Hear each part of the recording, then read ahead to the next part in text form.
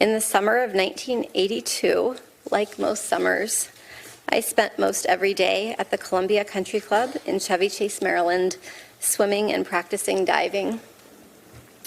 One evening that summer, after a day of diving at the club, I attended a small gathering at a house in the Bethesda area.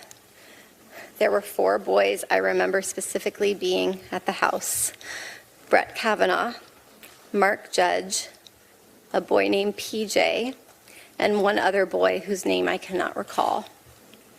I also remember my friend Leland attending.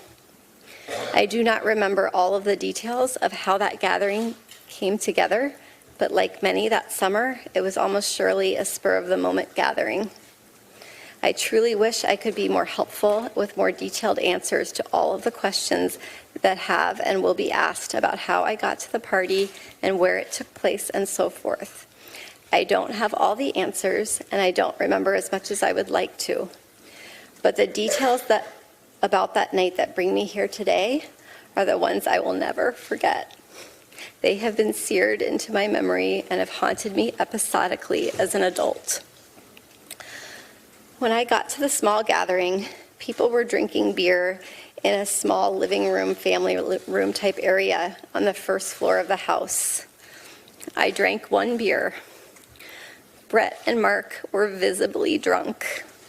Early in the evening, I went up a very narrow set of stairs leading from the living room to a second floor to use the restroom.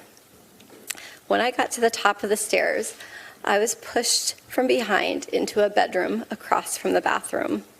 I couldn't see who pushed me. Brett and Mark came into the bedroom and locked the door behind them. There was music playing in the bedroom. It was turned up louder by either Brett or Mark once we were in the room. I was pushed onto the bed, and Brett got on top of me. He began running his hands over my body and grinding into me.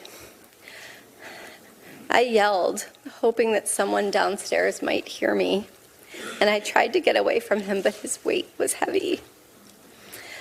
Brett groped me and tried to take off my clothes.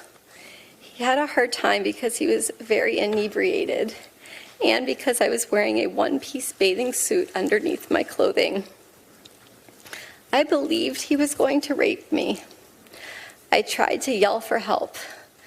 When I did, Brett put his hand over my mouth to stop me from yelling. This is what terrified me the most and has had the most lasting impact on my life. It was hard for me to breathe, and I thought that Brett was accidentally going to kill me. Both Brett and Mark were drunkenly laughing during the attack. They seemed to be having a very good time. Mark seemed ambivalent, at times urging Brett on, and at times telling him to stop. A couple of times I made eye contact with Mark and thought he might try to help me, but he did not. During this assault, Mark came over and jumped on the bed twice while Brett was on top of me. And the last time that he did this, we toppled over and Brett was no longer on top of me. I was able to get up and run out of the room. Directly across from the bedroom was a small bathroom. I ran inside the bathroom and locked the door. I waited until I heard Brett and Mark leave the bedroom, laughing, and loudly walk down the narrow stairway, pinballing off the walls on the way down. I waited, and when I did not hear them come back up the stairs, I left the bathroom, went down the same stairwell, through the living room, and left the house. Hey, NBC News viewers, thanks for checking out our YouTube channel. Subscribe by clicking on that button down here, and click on any of the videos over here to watch the latest interviews, show highlights, and digital exclusives.